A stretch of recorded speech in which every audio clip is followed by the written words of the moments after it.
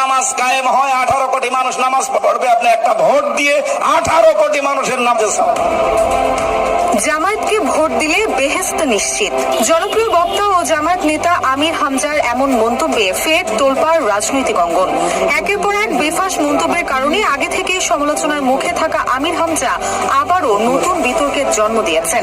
ভারতীয় অভিনেত্রী রাশমিকা মান্দানাকে নিয়ে বিতর্কিত মন্তব্য থেকে শুরু করে ঢাবির মুহসিন হলে 16 বছর ধরে আজান না দিতে দেওয়া, জাবির হলে শিক্ষার্থীরা মদ দিয়ে কুলি করে এমন দাবি করে এক ওয়াজ মাহফিলে বক্তব্য দিয়ে ঝড় তুলেছেন সামাজিক মাধ্যমে। আমি দেখেছি সকালবেলা কুলি করছে মদ দিয়ে। রাশমিকা মান্দানা নাম শুনেছেন? এমন মন্তব্যের পর ক্ষমাও চান আমির হামজা। তখন বলেছিলেন বিতর্কিত বক্তব্য আর দিবেন না, কুরআনের বাইরে কোনো তাফসীর করবেন না। এরই মধ্যে আবারও বেফাঁস মন্তব্যের কারণে আলোচনায় উঠে